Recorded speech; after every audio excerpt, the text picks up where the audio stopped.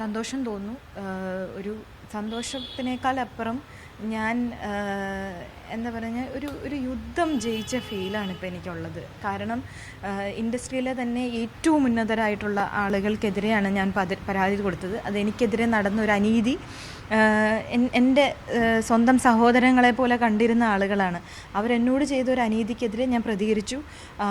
അതിന് അവർ എന്നെ നശിപ്പിക്കാവുന്ന എല്ലാ രീതിയിലും, എന്നെ ദ്രോഹിക്കാവുന്ന എല്ലാ രീതിയിലും അവർ ട്രൈ ചെയ്തിട്ടും അതിനെല്ലാം അതിജീവിച്ച് ഇന്ന് പോലീസ് അതിന് കുറ്റപത്രം, ഞാൻ ഉന്നയിച്ച പരാതി സത്യമാണെന്നും അതിന് കൃത്യമായ തെളിവുകളോടുകൂടി കോടതിയിൽ സമർപ്പിച്ചിരിക്കുകയാണ്. അപ്പോൾ ഇതൊരു വിജയമായിട്ട് തന്നെയാണ് ഞാനതിനെ കാണുന്നത്.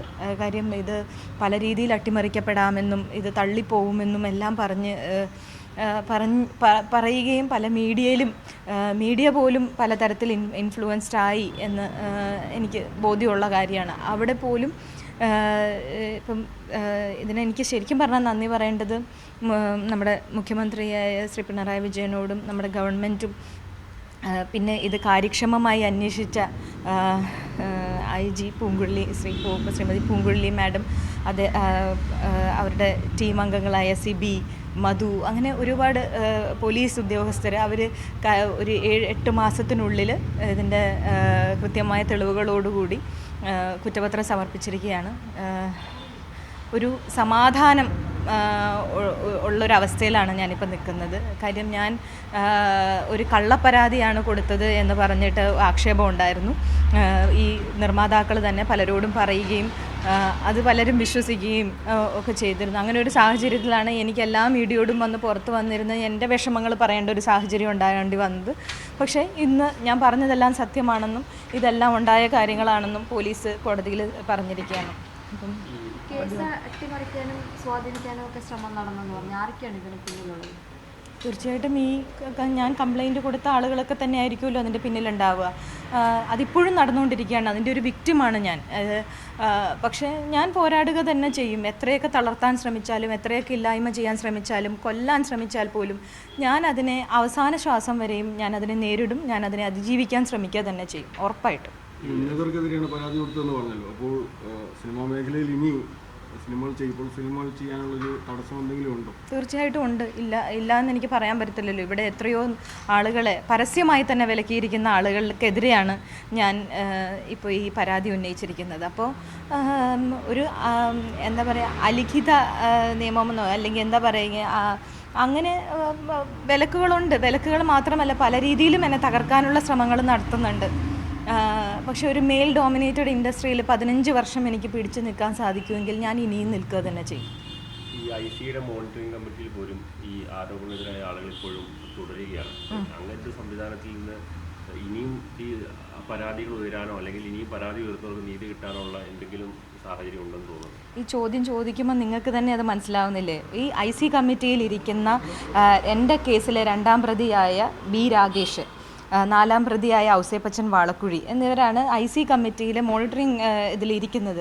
അവരെങ്ങനെയാണ് ഒരു വിക്ടിമിന് നീതി വാങ്ങിച്ചു കൊടുക്കുക? അവർക്ക് എങ്ങനെ അതിന് സാധിക്കും? അവരെ പ്രതികളാണ്, അവരെ ഈ വേട്ടക്കാരായി നിൽക്കുന്നവർ എങ്ങനെ വേറൊരു വിക്ടിമിന് നീതി ലഭിച്ചു കൊടുക്കും? ഒരിക്കലും സാധിക്കില്ല. ഞാനിത് ആദ്യം മുതലേ പറയുന്നുണ്ട്.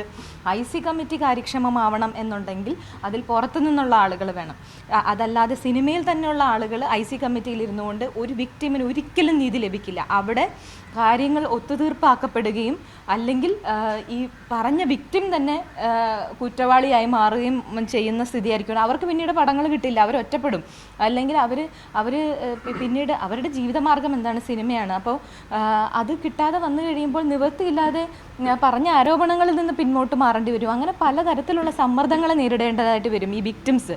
അപ്പോൾ ഒരിക്കലും IC കമ്മിറ്റി കാര്യക്ഷമമാകണം എന്നുണ്ടെങ്കിൽ ഇതുപോലുള്ള വേട്ടക്കാരല്ല അതിലിരിക്കേണ്ടത്. അത് ഗവൺമെൻറ് ആ കാര്യത്തിൽ തീർച്ചയായിട്ടും ഇടപെടുമെന്ന് തന്നെയാണ് ഞാൻ പ്രതീക്ഷിക്കുന്നത്. കാര്യം ഇപ്പം നമ്മൾ റീസെൻ്റായിട്ട് തന്നെ ഒരു ഇഷ്യൂ ഉണ്ടാവുകയും അതിൽ എന്താ പറയുക, അതിനകത്ത് തന്നെ പലതരത്തിലുള്ള ആരോപണങ്ങൾ പുറത്തേക്ക് വരികയും ഈ കമ്മിറ്റി മീറ്റിംഗ് പ്രൊഡ്യൂസേഴ്സ് അസോസിയേഷൻ്റെ ഓഫീസിൽ വെച്ച് നടക്കുകയും അങ്ങനെ ഇതൊക്കെ എന്തിനു വേണ്ടിയിട്ടാണ്? ഇതൊക്കെ അട്ടിമറിക്കപ്പെടാൻ വേണ്ടിയിട്ടല്ലേ? അല്ലെങ്കിൽ എന്തിനാണ് അങ്ങനെ ഒരു മീറ്റിംഗ് അവിടെ വെച്ച് നടത്തുന്നത്? അതേപോലെ തന്നെ ഇവർ തന്നെ അതിനകത്ത് മെമ്പേഴ്സായിട്ടിരിക്കുന്നു. ഇതൊന്നും നമ്മുടെ സാമാന്യ ബുദ്ധിക്ക് ആലോചിച്ചാൽ തന്നെ മനസ്സിലാവുന്ന കാര്യങ്ങളേ ഉള്ളൂ, ന്യായമായ കാര്യങ്ങളല്ല എന്നുള്ളത്. ഇപ്പോൾ നിരവധി ഹിറ്റ് സിനിമകളുടെ ഭാഗമായ ആളാണ്. പക്ഷേ ഈ അടുത്ത കാലത്ത് പുതിയ പ്രൊജക്റ്റുകൾ ചെയ്യാൻ കഴിയാത്തത് ഈ ഒരു പരാതിയുടെ പിന്നാലെയാണോ?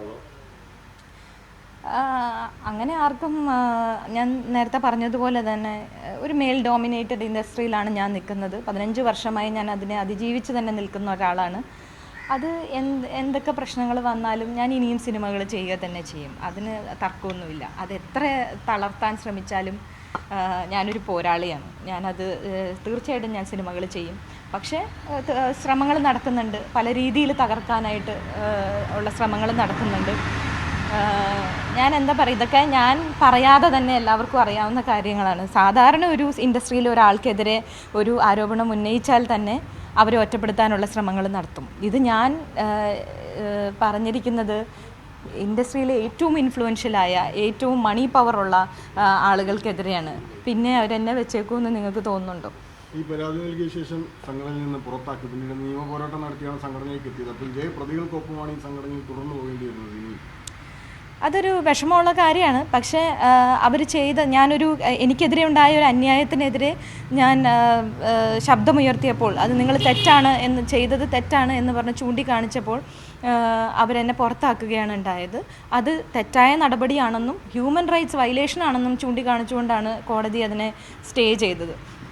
അപ്പോൾ ഇതൊക്കെ നമ്മുടെ നാട്ടിൽ വളരെ ഓപ്പണായി ഒരു തെറ്റ് നടന്നുവെന്നും ആ തെറ്റ് ഉണ്ടെങ്കിലും ഞങ്ങൾ അതിനെയൊക്കെ ഓവർ പവർ ചെയ്യുന്ന ആളുകളാണ്, ഞങ്ങളുടെ മുകളിൽ ഇവിടെ പരന്തും പറക്കില്ല എന്നുള്ളൊരു നിലപാടിലാണ് എന്നെ അവർ പുറത്താക്കിയതും അതിനെ ആരും ചോദ്യം ചെയ്യില്ല എന്ന് വിശ്വസിച്ച കാര്യം. അതുകൊണ്ട് തന്നെയാണ് ഇപ്പോൾ പ്രൊഡ്യൂസേഴ്സ് അസോസിയേഷനിൽ തന്നെയുള്ള മെമ്പേഴ്സിന് എല്ലാവർക്കും അതൃപ്തി ഉണ്ടെങ്കിൽ പോലും ആരും മുന്നോട്ട് വന്ന് പല കാര്യങ്ങളും ചോദ്യം ചെയ്യാത്തതിൻ്റെ കാരണം ഇവരെ ഭയന്നിട്ടാണ്. അപ്പോൾ അങ്ങനൊരു ഏകാധിപത്യ സ്വഭാവത്തോടു കൂടിയാണ് ഈ സംഘടനകൾ പ്രവർത്തിക്കുന്നത്. അതൊരു ശരിയായ രീതിയല്ല. ഒരു ജനാധിപത്യ രാജ്യത്ത് അതൊരു ശരിയായ രീതിയല്ല.